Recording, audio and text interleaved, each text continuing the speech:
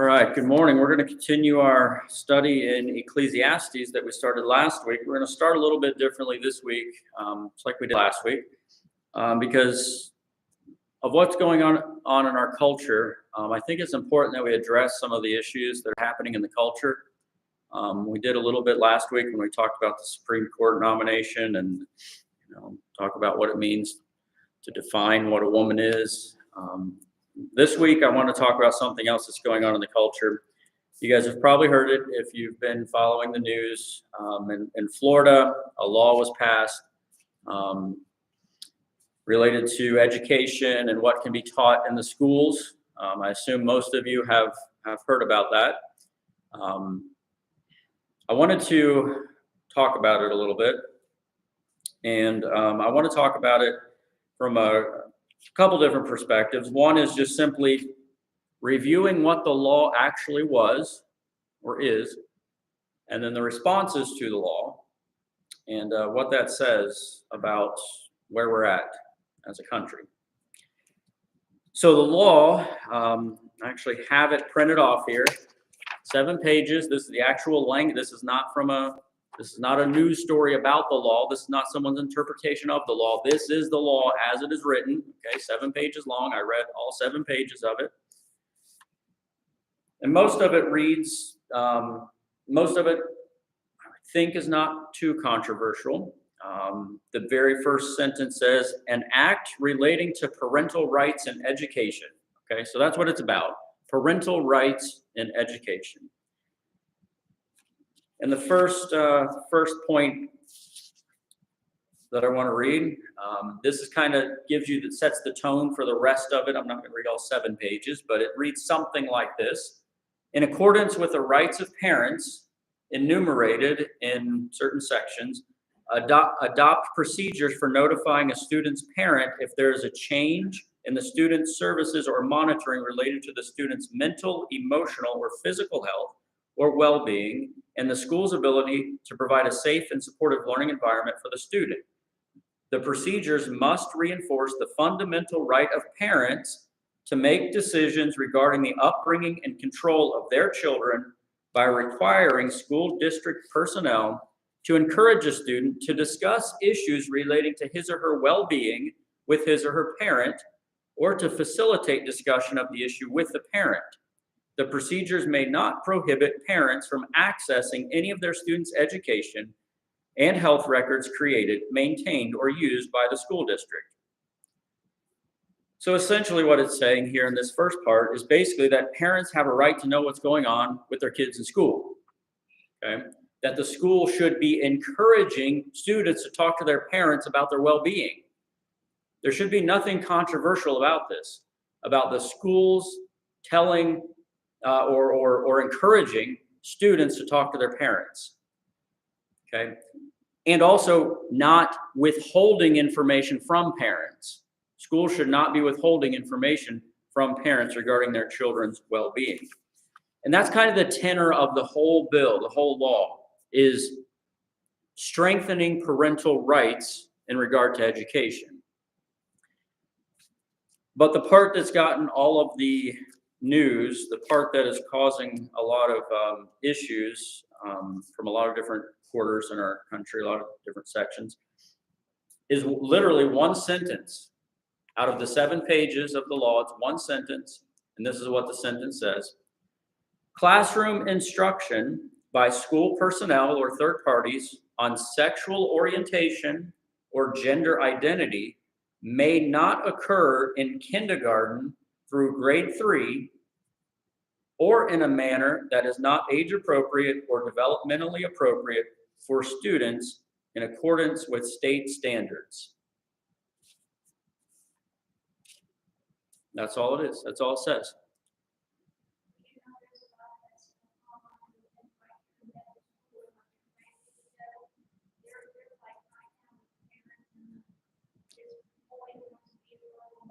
Okay, yeah, this is nationwide, right? These issues are nationwide. Part of the reason why I want to talk about it a little bit, but this is literally what it says. Instruction by school personnel or third parties on sexual orientation or gender identity may not occur in kindergarten through grade 3. That's what it says. This should not be controversial at all. This should not be anything controversial. And yet, it apparently is very controversial. It should be taught at home, if at all, right? Yeah, I mean, as far as the parents' discretion when they want to teach these things, right? We're only talking about kindergartners through third graders here. And all it's saying is that school personnel are not allowed to teach sexual orientation or gender identity issues to kindergartners through third graders. Okay?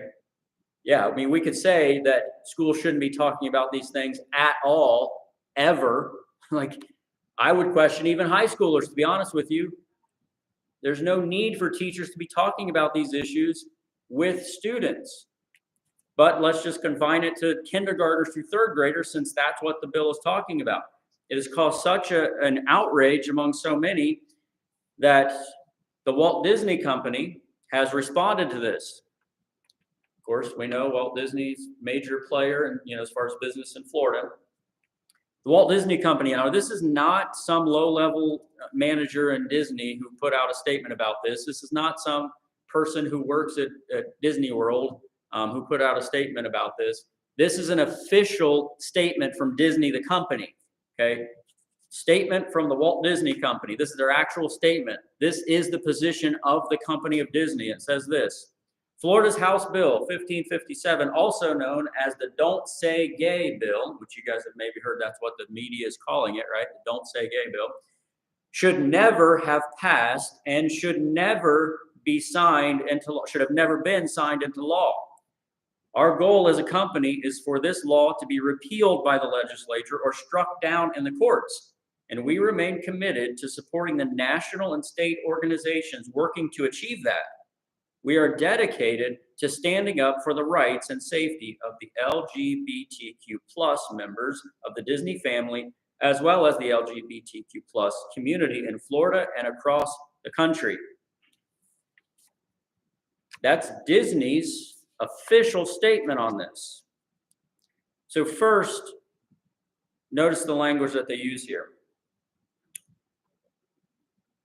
The media uses language to shape the narrative that they want to create. That's what they do. So they say that the bill is known as the Don't Say Gay Bill. Well, it's only known as that because that's what the media calls it. It's not in the bill. It's not a part of the law. We only know it as that because that's what the media has decided to call it and promote it as that, right? It's made up. It's not real. And yet the media promotes it as if it's real.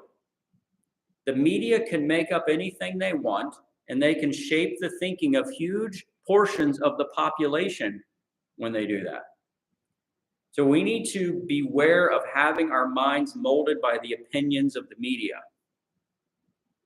The media exists to shape our thinking, basically, on things, right? That's what they do. They want you to have opinions, and they want those opinions to be the ones that they are promoting. So we need to at least be aware that that is what they want. Now, it's also fair to ask the question here, why would Disney, a company that would like my children and your grandchildren to watch their movies and buy their products, why would they so strongly oppose a bill that forbids teaching kindergartners and first and second and third graders about sexual orientation and gender identity? Why would they so strongly oppose? They want it struck down. Why would they do that? It seems to. Several things that They have, unfortunately, and it seems by wanting this struck down that they support educators teaching these things to kindergartners and first graders and second graders and third graders. They seem to support that. Why would a supposedly family-friendly company support this? And I don't know how else to say this except to say it plainly. that it is evil to teach this to children. It is evil to teach this to children. It is wickedness to teach this to children, or to support it being taught to children and to fight for it to be taught to children. So Disney by this has shown itself that it is no friend of the family. It is an enemy of the family. Disney, by supporting this, is an enemy of the family. And we need to stand up for our children. And we need to stand up for our grandchildren. Dawson. Dawson, go ahead.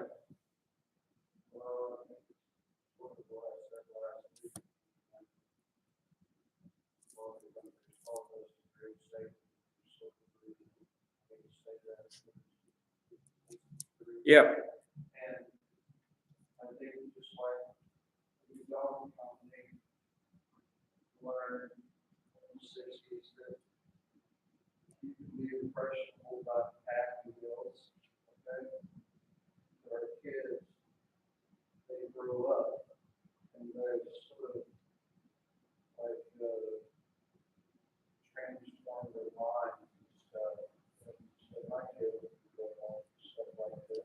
Yeah. I look forward to going through very good acting boys and stuff. This is where the evil of the media has migrated so far to the left through the guidance of the devil. The only way I can say it, because I mean, like you just said, let's just say it like it is, evil. Yeah.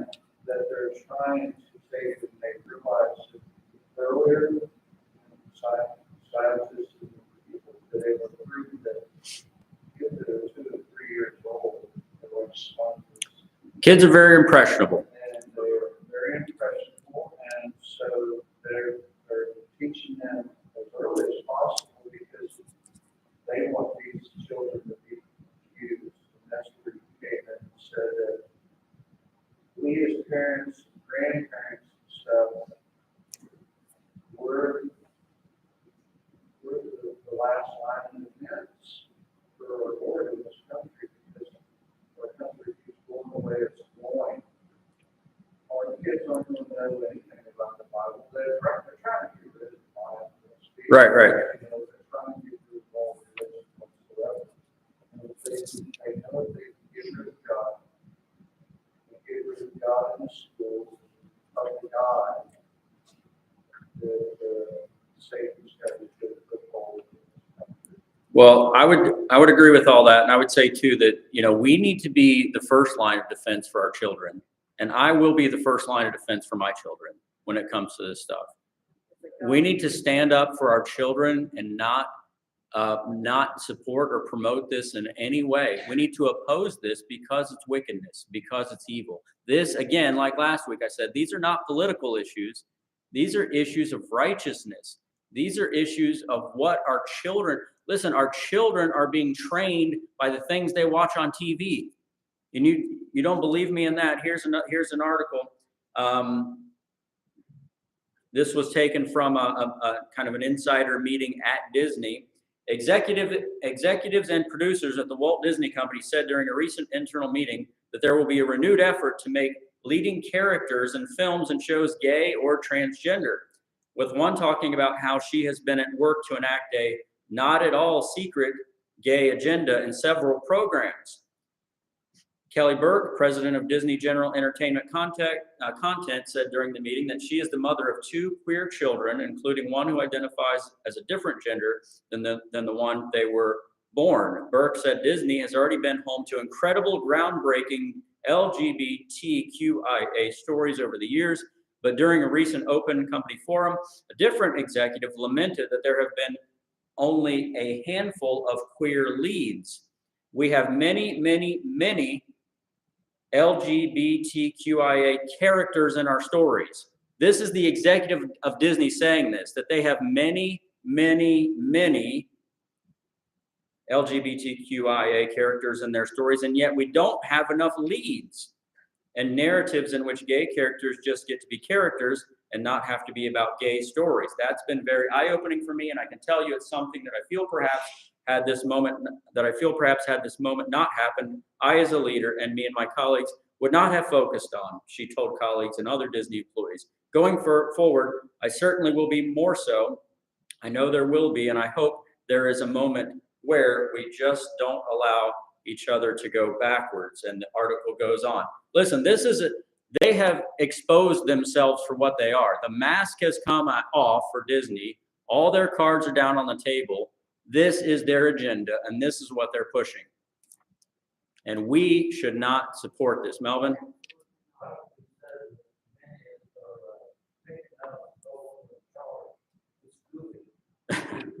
Well, That is something that Walt would not approve of way to yeah. run that. They have a whole day supporting. Yeah, Pride Day. Listen, we can't just stop ignoring what's going on. Well, I'll tell you what I do is I teach my children the truth. And what should you do? Teach your grandchildren the truth. Teach your family members the truth. Teach them about the truth about God's word. That's what you do about it. Sure, you pray about it. Sure, you don't support companies that do this kind of stuff, but you teach your children the truth. You ground them in the truth. Dawson and then Melvin. I'm sorry, what? We've got to start somewhere. We've got to do something. Melvin?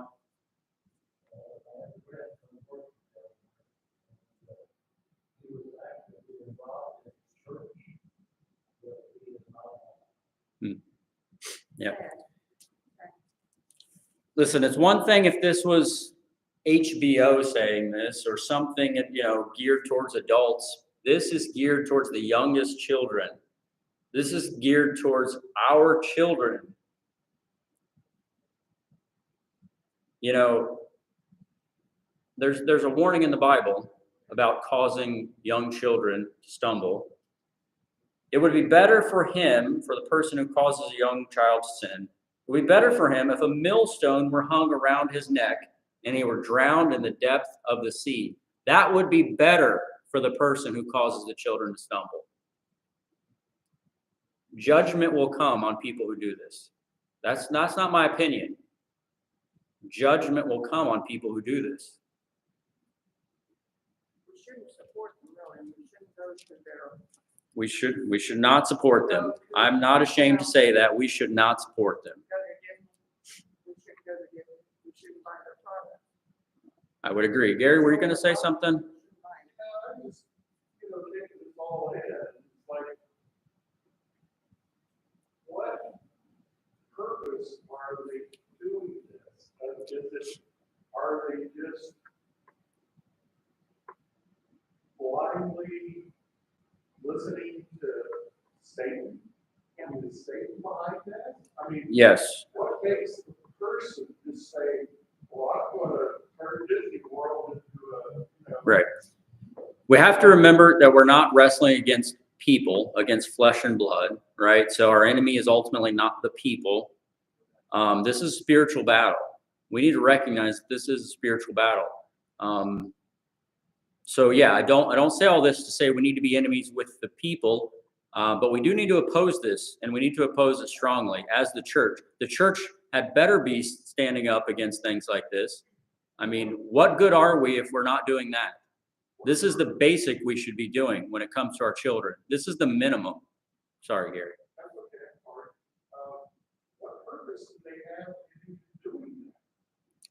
Yeah, that I can't answer specifically. Hang on. I know there's a lot of discussion here. This is good, though. This is good. We need to talk about these things. So I tried to read articles for why. Why are they so opposed? Like, what's the fear? And most everything that I read was basically the teachers who are a part of this community, gay, transgender, whatever it may be, the teachers feel that it hurts them because it doesn't allow them to be their true selves in the classroom. And that's pretty much the opposition. That's pretty much what I found why people oppose it. But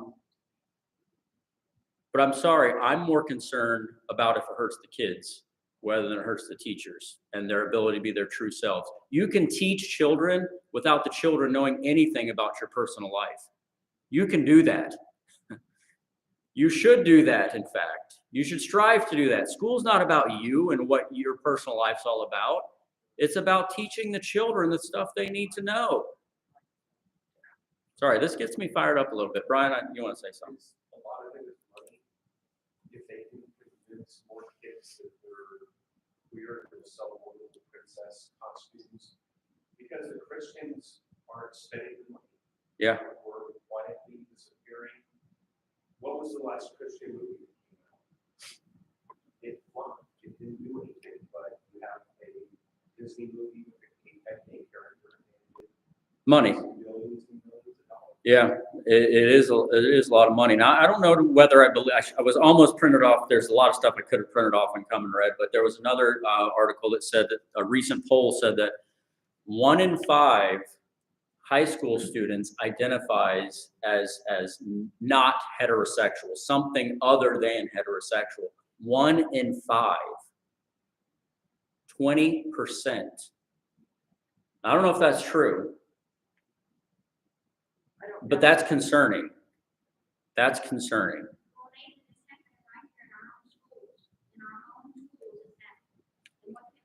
I believe it. I believe it. Okay. Melvin, then Dawson, then Mel. Sorry, I know. Go. Melvin, Dawson, Mel.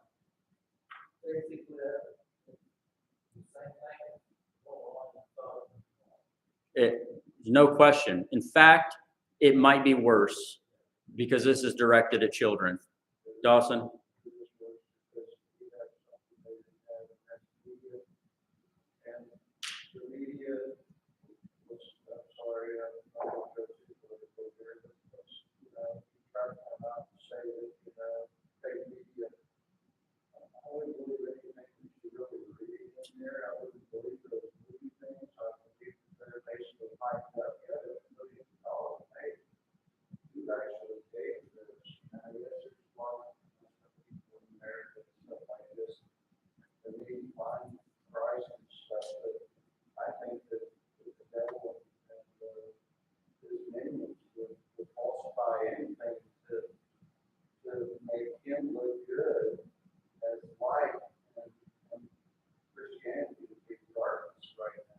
Yep. And I didn't mean to say the last line. Yes, you should always do the first line. The reason why I said the last line is this.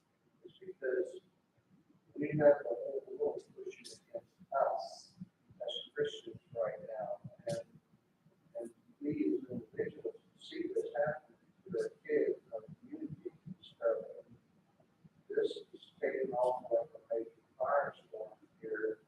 Yeah. It's almost uncontrollable. So we have to try to take stock of the best way we can. And that is by constantly trying to teach our kids and stuff like this. And one last thing, and that is to answer your question. And that is, you know, it's hard for someone to come convince us.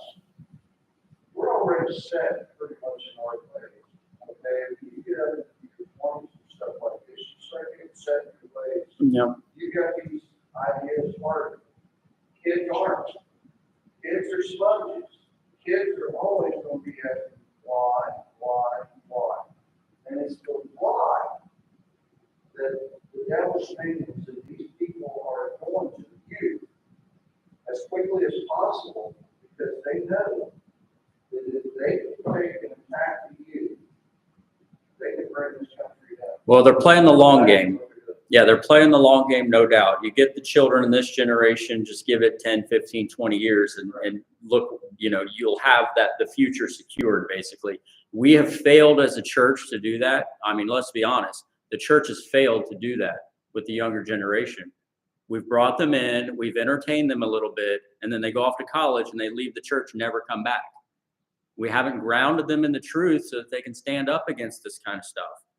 We need to do that. We need to start right now, and we need to do that. Mel? I believe that has already tried us, and they know all, Oh, yeah. and they know that if they keep their agenda, they will begin to cover them, and do all the evil and interact with our children. There's no question. I mean, why does a law like this have to be passed in the first place? Well, because these things are being taught to our children. It's the reason something like this has to be passed in the first place, right? If it wasn't being taught, there'd be no need for it. Why do we have to have a law that says parents should know what's going on? Like this should, you see, if you separate the children from their parents, then you have more control over the children and what they're learning. Parents are responsible for their children. Okay, we can't. This is a basic. This is the fundamental building block of society is the family. Parents have primary responsibility for their children, not the schools, not the state, not anybody else. Parents.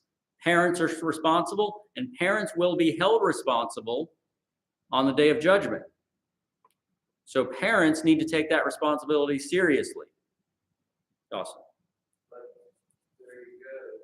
That's exactly what they've been trying to do, like you said earlier. Since the 70s, they've been trying, the schools and the state have been trying to separate and become the parents. Let's be honest here. They tell the parents nowadays, Well, your children have a learning disability. We need to put them on their attention, stuff like this. We need to put certain children on drugs and stuff like this. And so they're infiltrating small steps at a time into trying to control even what the parents do. and parents have far too easily just given up their power. We've just kind of blindly handed our kids off and said, "Here, go shape them, go mold them," and look where it's gotten us. We need to rethink things as Christians. We need to rethink all of this, and our thinking needs to be shaped by not what the world says. Just go send your kids to the public schools and let the public schools shape them however they want, and then they go off to college, and you need to go off to college, and it's really important to go off to college. Is it really? Is it really that important to go off to college? Why have we pressed that so much upon our kids? Like, that's just what you do. That's just what you do in society. Does it really have to be? Is it really the best thing for everybody to go off to college? No, it's not. We just need to stop and just say, all right, this is what we've been told for years and years, and it's just been the way it is. It's just what we do. We need to stop as Christians and say, okay, our minds need to stop being molded and shaped by the culture, and instead our minds need to be molded and shaped by the Word of God, by the Scriptures. Dawson. Can I say one last thing here? Sure, go ahead. I have a son. I'll give a quick story here real quick. I have a son who I love very much. Two sons who I love very much. One of those children, he's now in his mid-30s. And so there's many times I'll try to take him to convince him to come to church. Try to teach him about God and stuff like that. What I feel that I get from him is he believes he's so intellectually smarter, and he is smarter than I am. There's no way about it. I put him borderline almost genius. I mean, he's not so smart. But I keep telling him to be wise, like the Bible says. You can be full of wisdom, you can be very smart, and not know the things that you need to know about the world. But if you know something, doesn't want to know about God. He doesn't want to know about because he thinks he's beyond that. Mm. I don't really know how to defeat that. Yeah. And I try to show him in the Bible, and he loves the Lord. He does. It's like it's in a different way. It's not in the way the Bible says you should truly love the Lord. You know, you gotta have your hands and knees, you know, for every, you know, the evil in and tongue will confess. The Lord is Jesus. The Lord, Jesus is the Lord. He's the Son of God. And I understand that it's very tough, even for me, to sometimes confess as much as how much I love the Lord and believe. I mean, there's times when you get surrounded by people where you're outnumbered, that, and you know their beliefs are different from yours, that you almost want to just walk away from these people and like, you know, dust your feet off on the way out, like Right. it says in the New Testament stuff. But you know something? I really don't know what to do. But I do keep trying. Yeah. I guess that's what the Lord keeps telling me to do, no matter what. Keep trying, without having a confrontation. Yeah. Thank you for sharing that. And I think all of us wish that we could change other people's hearts. All of us wish that we could reach in and just take out the heart of stone and put in a heart of flesh, a heart that believes, and we can't, right? That is the work of God to do that. God must change someone's heart to seek after him. But what we can do is we can live a consistent life in front of them.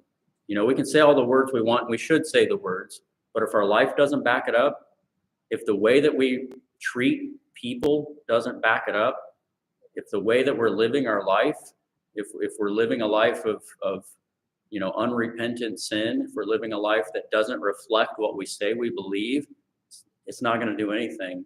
But we can live a consistent life. We can continue to point people to the truth. We can continue to trust in God and rely on God to change their hearts. And then we leave it in his hands. Because all of us, myself included here, I just think about, how am I right now? How am I failing my kids? I'm sure I'm doing something wrong. I'm sure I'm not teaching them the right things or not living a consistent life in the right way. And I want to know what that is so I can correct that, right? Because I have this fear that I'm going to mess something up. And yet ultimately it's in God's hands, right? We do the best that we can do. We be faithful in the things that God has given us to be faithful in. We trust in him, and then we leave it in his hands and trust his kindness and his goodness. And that's what we can do. We can do the best we can do with his help and then leave it to him. Rachel, I know you want to say something. I was thinking, when you talk about that, loving God, loving the Lord. If you truly trust in him, you're giving your life to him, love him, you're going to work harder to follow his rules. Right. Instead of, maybe they know God, they know of him, but they don't really know. They don't know him. Right. You're right. If you love God, you'll obey his commandments. That's pretty basic Bible, right? It's pretty basic Bible. If you love me, you'll keep my commandments. Like that's how you display your love for God. So for someone to say they love God and don't do what he says, the Bible, I mean, let's just be blunt about it. John's blunt about it. It says you're a liar. You don't really love God. So we need to be truthful in what we tell our children and our grandchildren. We need to lead them in the truth. We need to point them to the truth because they're going to be so confused by this world and the shifting sands of this world if they don't have someone speaking truth into their life, someone offering them a solid foundation to build their life upon. And if the church isn't going to do it, who's going to do it? Mel? My family, they need to look into the school to see what they're teaching their children. Families should be looking into the schools, absolutely, and see what they're teaching their children. There's no question, Mel. And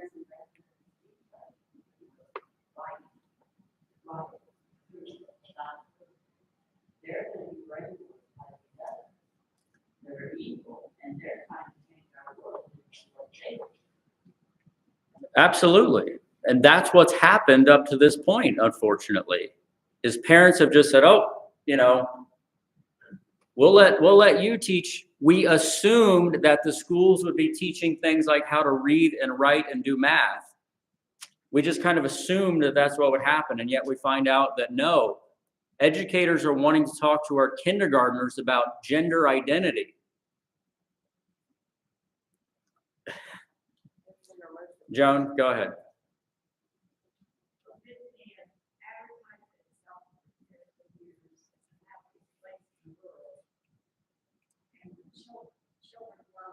Absolutely. Then they gradually started changing. For instance, the gay day, they have, and they don't tell the public that it's gay day. You go there and there's all these people that are. Yeah.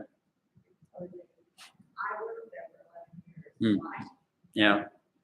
It's not the happiest place in the world. It's a fantasy. Yeah. That's a fantastic way to put it. It's a fantasy world, and those who promote these things as if they're reality are living in a fantasy world. They're living in a fantasy world. This is not reality. It's not reality. And so you may wonder, how can it seem like we can look at the same situation and come to completely different conclusions? It's almost like we're living in two different worlds. And it's kind of because we are living in two different worlds. We're seeing the world at least from two completely different perspectives. Two completely different perspectives on this. How can some defend this, support this law, and want it passed, and others be so opposed to it that they want it repealed because they want this being taught to the youngest of children among us? How can we be living in such different worlds? How can we have such different perspectives? And this really ties into our study in Ecclesiastes, actually. Because in Ecclesiastes, this is what we're seeing. We're seeing the world from two different perspectives. Two different perspectives. And that's what we talked about last week in our introduction to Ecclesiastes. And all of this morning has just been an introduction to our study in Ecclesiastes for today. Because this really is what's happening. Two different perspectives looking at the same world. And that's what Solomon is doing in Ecclesiastes. So, go ahead, if you have your Bible, turn to Ecclesiastes. Does anyone have any final? I know there's been a lot of discussion about this, and I'm glad there has been. Any final thoughts on this before we turn to Ecclesiastes? Rachel. I just want to ask, is that law already passed? Or Yes, the law has been passed. It's signed into law, yes. could that be, get a petition sent to the Senate or something that they could revoke it? Or- No, the law is good. The law says they can't teach these things in the schools. Okay. Yeah. The law in Florida, my perspective, was a fantastic law. And if this is what's happening in Ohio, it should be passed in Ohio, and it should be passed in every state in the country. May there be more laws like this. Okay. Oh yeah, absolutely. They're definitely threatening him and would like to see him removed. No question about that.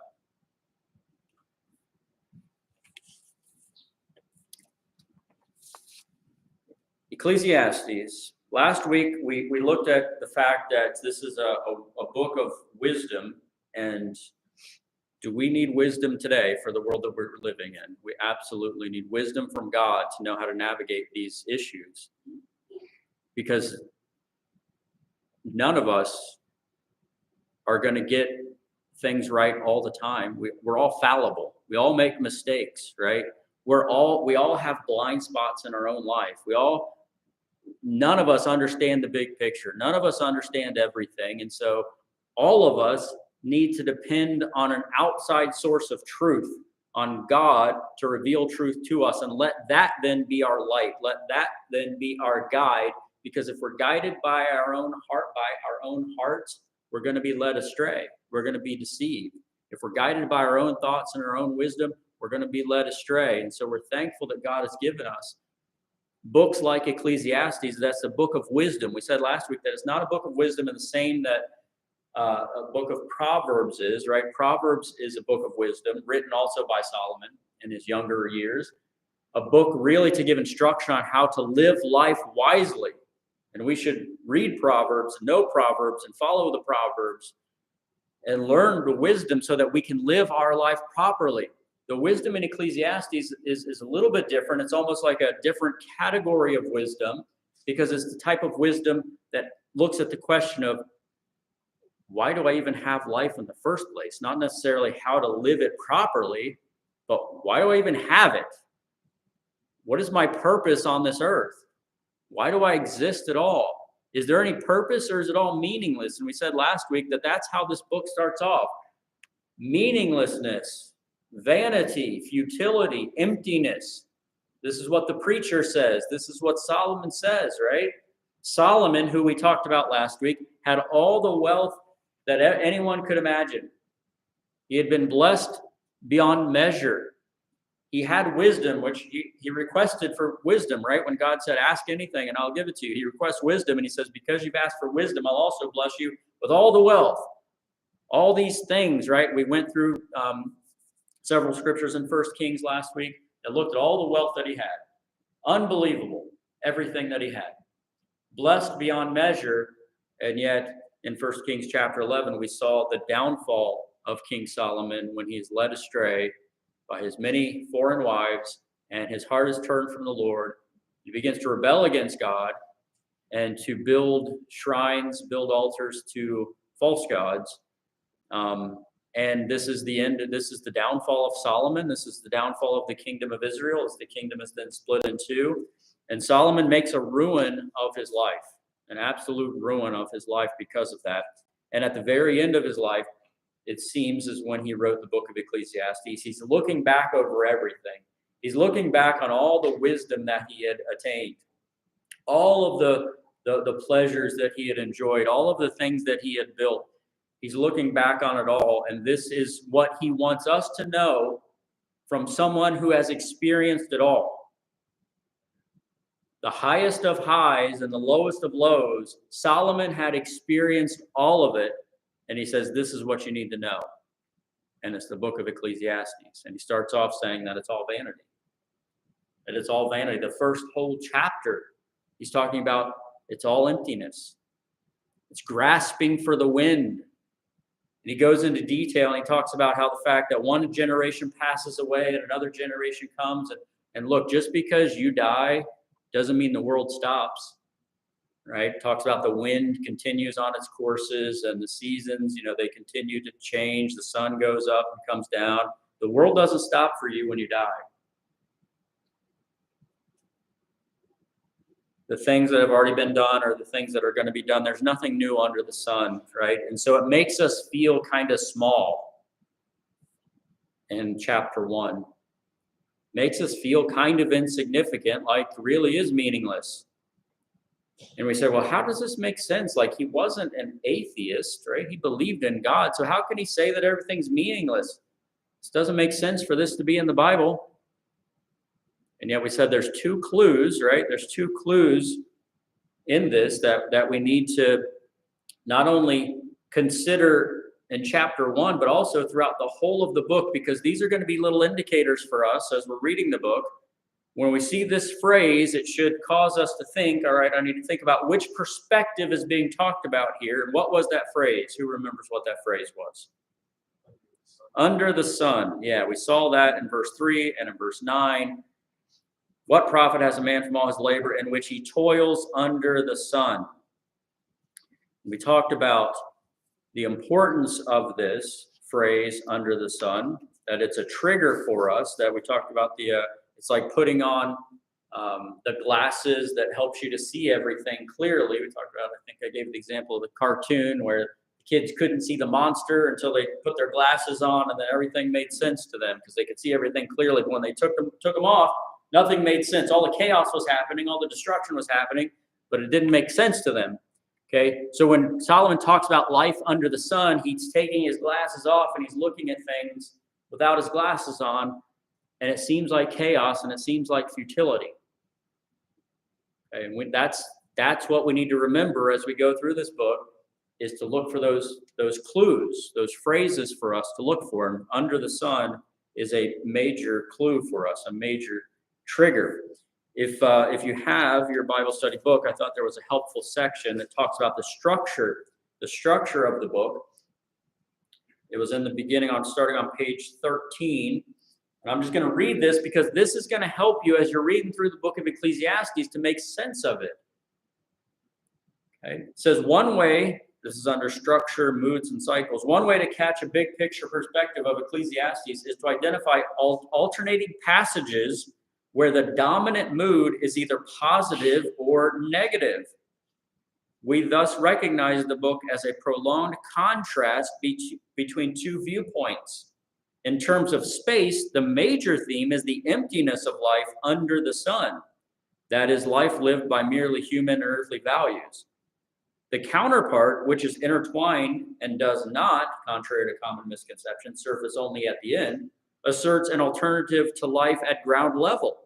We might call it life above the sun, a God-centered view that opens the door to finding meaning in the earthly sphere. The book shuttles back and forth between negative and positive sections. The key to interpreting the parts of the book accurately is to note into which of the two contexts the passage falls. The writer himself gives hints in this regard. The phrase under the sun or an equivalent appears conspicuously in the negative sections. The positive sections, which are briefer than the negative ones, like a breath of fresh air, refer conspicuously to God. The negative passages tell us the truth just as thoroughly as the positive sections do. They tell us the truth about life without God. And then there's a helpful chart there that kind of breaks down. All right, in this section, chapter 1 through the middle of chapter 2, it's a negative section. But then we get some positive at the end of chapter 2 and chapter 3. And then back to a negative section, and then a positive section. And you can kind of follow the chart there as it kind of alternates between talking about life under the sun and then life above the sun, or life from God's perspective, or life that has meaning. And so just remember, as you're reading Ecclesiastes, there's not going to be clear breaks where it says, okay, now this is a positive section, this is a negative section. We just have to be thinking about the phrases and the clues that Solomon is offering us in order to understand the book rightly. So I hope that section is helpful for you, and just understanding that we're going to be looking at life from two perspectives as we read the book of Ecclesiastes. So we need to be asking ourselves, am I in a section of Ecclesiastes where the author is looking at it from just an earthly perspective, or am I in a section of Ecclesiastes where the author is looking at it from the perspective of God, giving meaning to all of life? Two very different ways to look at the world, two very different perspectives. Any questions on the structure? Because quite honestly, Ecclesiastes is not an easy book to outline. Some books are really easy to outline, the beginning and then the middle, like the Gospels, usually Jesus' life being born. Some talk about him growing up a little bit, then the miracles and the life and the ministry that he performs, and then his death, and then his burial, and then his resurrection. And there's this nice, clear outline that you can pretty much outline through the Gospels. And a lot of the Old Testament books, history books, things like that, it's easy to make an outline. But this one, not so much. It's like there's a really strong, clear opening. There's a really strong, clear closing. But in the middle, it's kind of like, oh, what are we doing here? There's no way to easily break this down. And so having this idea that there's these general moods or these general characteristics is going to help us as we go through the book of Ecclesiastes.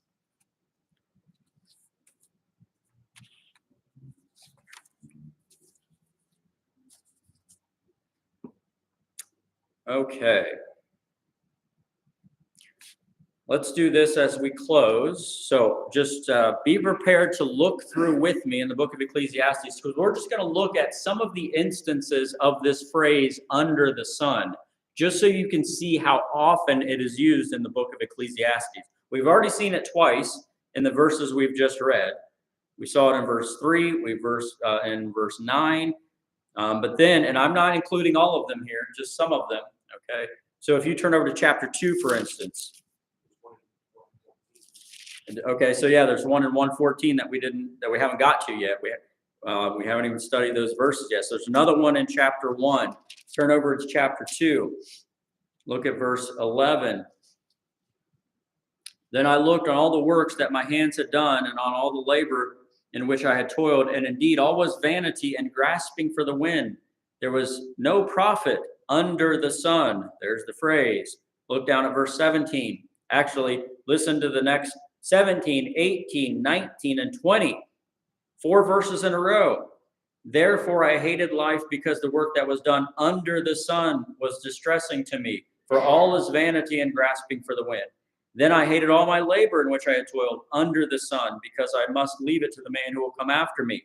And who knows whether he will be a wise or a fool.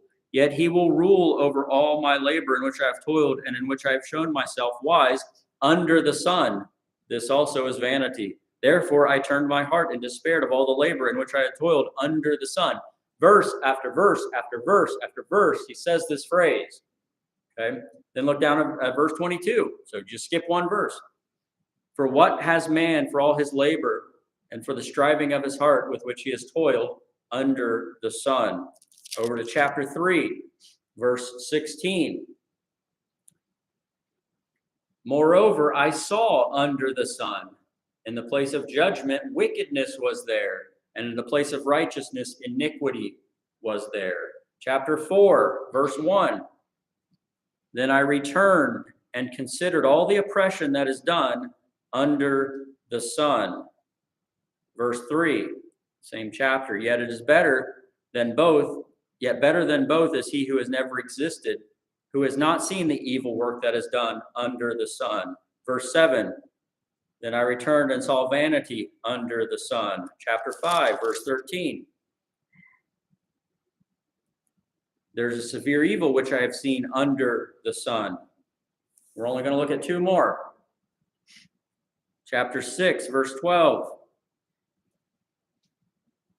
For who knows what is good for man in life? All the days of his vain life which he passes like a shadow. Who can tell a man what will happen after him under the sun? And then chapter 9, verse 3. This is an evil in all that is done under the sun, that one thing happens to all. And it goes on. I know I went through those quickly, and if you need me to repeat them, I can, but these are just samples. This isn't even all of them. But you see a theme, don't you? Pretty easy to see a theme.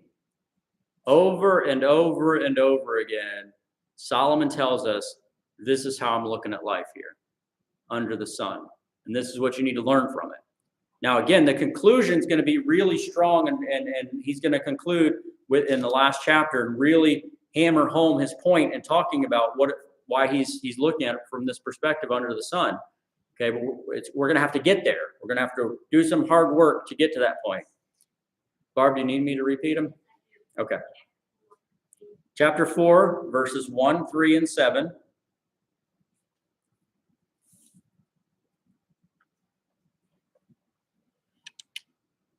Chapter 5, verse 13.